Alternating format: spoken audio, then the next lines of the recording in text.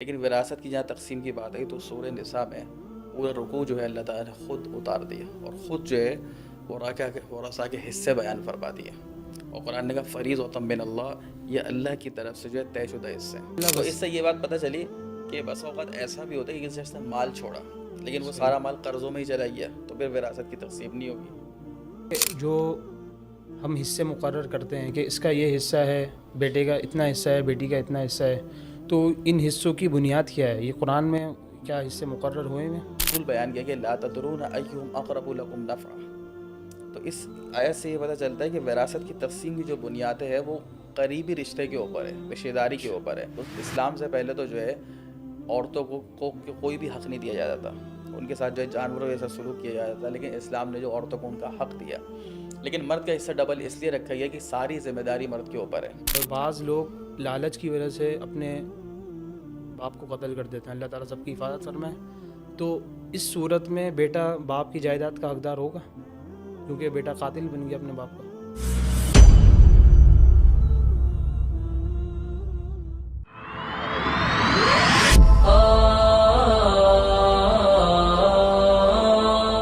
السلام علیکم ناظرین کرام، میں ہوں عدین الہی، اے آر میڈیا کے پروگرام آپ کے مسائل کے حل میں خوش آمدید۔ آج کچھ ہمارے پاس مسائل ہیں اور بہت قیمتی اور بہت اہم مسائل ہیں، اور بدقسمتی سے آج کل کے معاشرے میں لوگوں کو اس کا علم بالکل بھی نہیں ہے، نہ ہونے کے برابر ہے۔ تو آج ہمارے ساتھ جو مہمان گرامی موجود ہیں، مفتی حارث محمود صاحب، السلام علیکم ورحمۃ اللہ وبرکاتہ۔ وعلیکم السلام ورحمۃ اللہ وبرکاتہ۔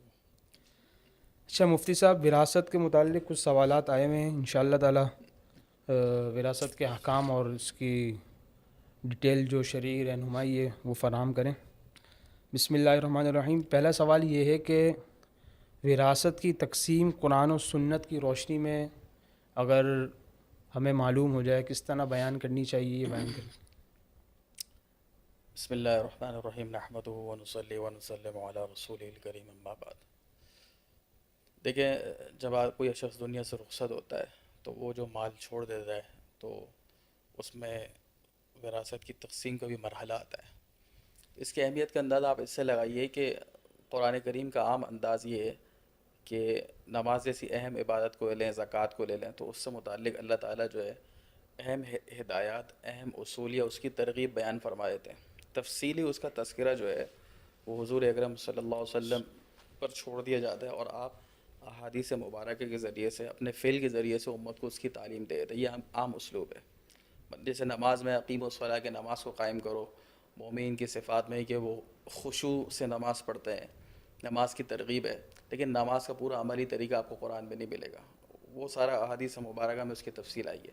لیکن وراثت کی جہاں تقسیم کی بات آئی تو سورہ نساء میں پورا رکوع جو ہے اللہ تعالیٰ نے خود اتار دیا اور خود جو ہے ورثہ کے حصے بیان فرما دیے، اور قرآن نے کہا فریض من اللہ، یہ اللہ کی طرف سے جو ہے طے شدہ حصے ہیں۔ اسی طریقے سے احادیث مبارکہ میں رسول اللہ صلی اللہ علیہ وسلم نے اس علم کو سیکھنے کی بھی ترغیب دی اور اس کو نصف علم قرار دیا کہ یہ تو آدھا علم ہے۔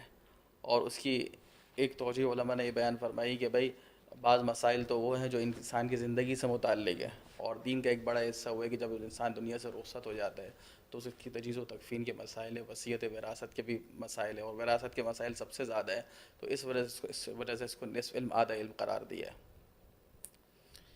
اچھا، ایک سوال یہ بھی ہوتا ہے کہ مرنے کے بعد جو مال چھوڑ کے جاتا ہے میت، تو اس مال میں کیا حقوق ہیں؟ شرعی رہنمائی ہمارے لیے اس میں کیا ہے؟ کس طریقے سے تقسیم کیا جائے گا؟ دیکھیے، جب بھی کوئی شخص دنیا سے رخصت ہوتا ہے تو بالترتیب 4 حقوق اور آپ یہ سمجھ لیں 4 ذمہ داریاں بھی جو ہے وہ ورثاء کے اوپر آ جاتی ہیں۔ سب سے پہلے یہ ہے کہ میت کی تجہیز و تکفین کا مرحلہ ہے۔ اگر اس نے مال چھوڑا ہے تو اس کی تجہیز و تکفین اس کے اپنے مال سے بھی کر سکتے ہیں، اور ہمارے یہاں عام رواج تو یہ ہے کہ کوئی وارث جو ہے وہ تبرعاً احسان کے طور پہ کر دیتا ہے، اور یہ بہت اچھی بات ہے، لیکن اگر کوئی اسی کے مال سے کرنا چاہے تو اس کے مال سے کر دیتا ہے۔ دوسرے نمبر پر یہ ہے کہ قرضوں کی ادائیگی، یعنی کہ جتنا مال چھوڑا ہے تو اگر اس کے اوپر قرض ہے تو اس کے مال سے اس قرضوں کی ادائیگی کی جائے۔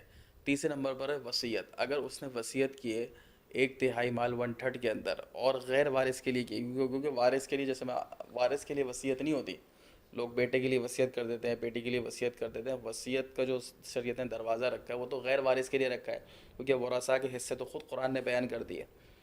تو پھر اگر کوئی وصیت ہے اور وہ شرعی حدود کے اندر ہے، شرعی دائرۂ کار کے اندر ہے، تو اس کی تنفیذ ہوگی، اس کو نافذ کیا جائے گا. چوتھے نمبر پر جو مال بچے گا تو وہ وراثت کی تقسیم ہے، اور وہ جو اس کے ورثاء ہیں ان میں شرعی حصوں کے مطابق تقسیم ہوگا. تو اس سے یہ بات پتہ چلی کہ بس اوقات ایسا بھی ہوتا ہے کہ کسی شخص نے مال چھوڑا لیکن وہ صحیح. سارا مال قرضوں میں ہی چلا گیا، تو پھر وراثت کی تقسیم نہیں ہوگی.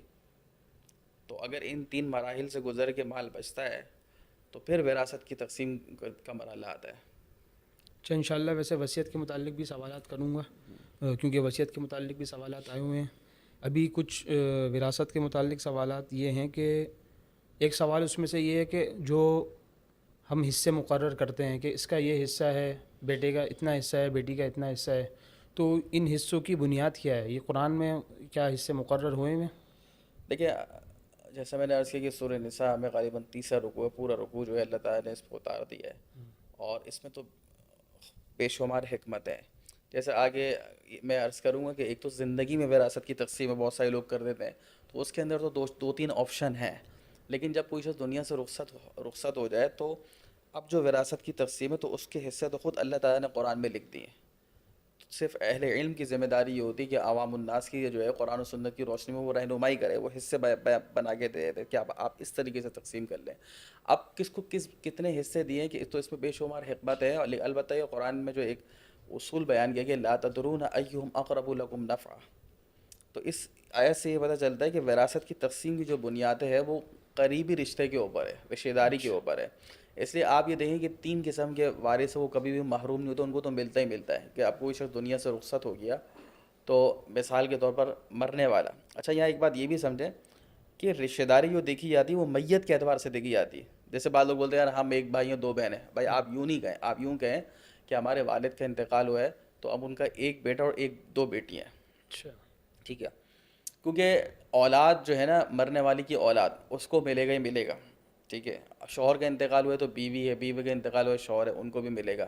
یا مرحوم کے کوئی والدین میں سے کوئی حیات ہے تو ان کو بھی ملے گا. تو 3 قسم کے رشتے. اب آپ دیکھیں یہ سب سے قریبی رشتے ہیں، یہ کبھی بھی محروم نہیں ہوتے ہیں. اب جیسے میت کا بیٹا ہے تو بھائی بہنوں کو حصہ نہیں ملے گا، حالانکہ بھائی بہنوں کا بھی ایک جو ہے بلڈ ریلیشن ہے. تو اس سے پتہ یہ چلتا ہے کہ اس کی جو بنیاد ہے وہ الاقرب فالاقرب، قریبی رشتہ داری کے اوپر ہے. اس لیے ہم یہ نہیں کہہ سکتے کہ بھائی فرا مرحوم کا انتقال ہو گیا تو بھائی جو ہے وہ اس کے جو اولاد ہے وہ تو بڑی مالدار، ان کو ضرورت ہی نہیں ہے، تو ان کا جو حصہ، ان کی جو بھی مال چھوڑا ہے جس کو ترکہ کہتے ہیں، تو بھائی ان کے بھائی بہنوں میں دے دو، ان کی حالات صحیح نہیں ہیں. اور آج کل ایک یہ بھی رواج ہے، بعض کہتے ہیں کہ بھائی دیکھو، خصوصاً جب ایسے مرد یا عورت کا انتقال ہوتا ہے کہ انہوں نے شادی نہ کی ہو لیکن ان کے بھائی بہن تو ہوتے ہیں، اس صورت میں بھائی بہن وارث ہوں گے، تو کہتے ہیں کہ بھائی ہم یہ سوچ رہے ہیں کہ بھائی ان کی جو رقم ہے وہ کسی مسجد کی تعمیر میں دے دیں، مدرسے میں دے دیں، یا کسی خیر کے کام میں دے دیں. اب ان کی نیت تو اچھا ہے، نیت تو اچھی ہے، لیکن یہ شرعی حکم نہیں ہے. کیونکہ شریعت کا حکم تو یہ ہے کہ بھائی جس کا مال ہو اس تک پہنچا دو. تو اس میں ہمیں بالکل بھی اپنی عقل نہیں لڑانی چاہیے، اپنی لاجک کو نہیں دیکھنا چاہیے.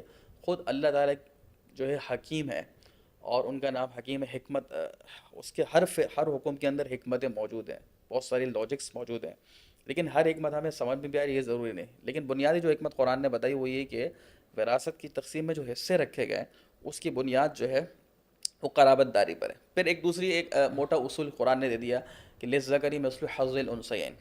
کبھی یہ لڑکا جو ہے، یہ جیسے بیٹا ہے، بیٹی ہے، یا بھائی ہے، بہن ہے، تو اس کا حصہ جو ہے دگنا ہوگا.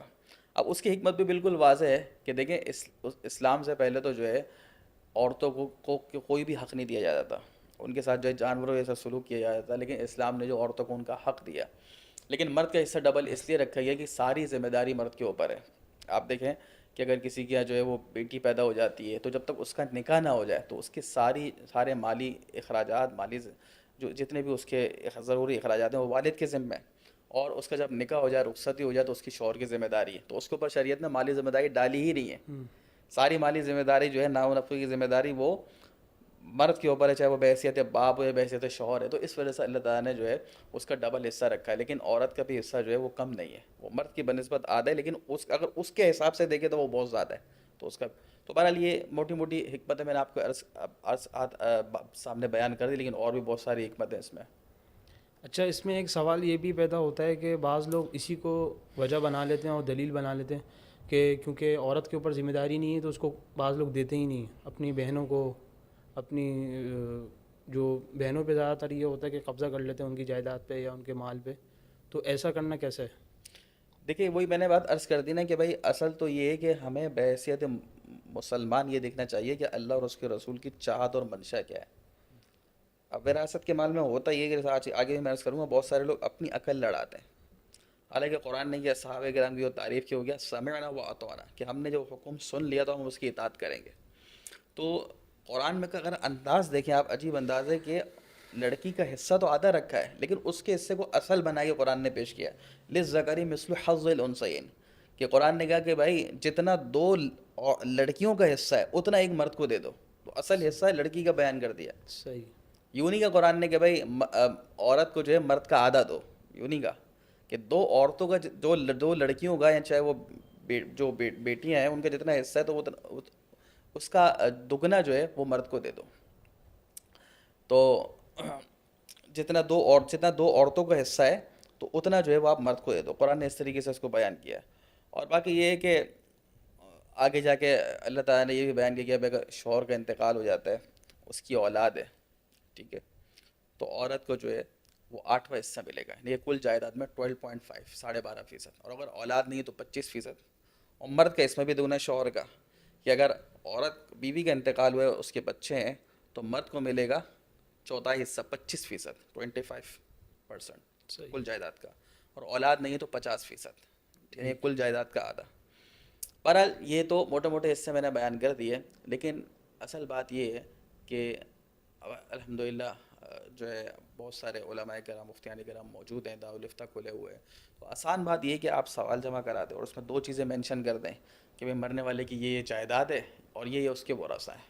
صحیح. ان کے اوپر پر قرضہ وغیرہ نہیں ہے ایسی بات ہو تو پھر وہ حصے بنا کے آپ کو دے دیں گے تو اس کے مطابق جو ہے آپ شریک طور پہ تقسیم کر لیں.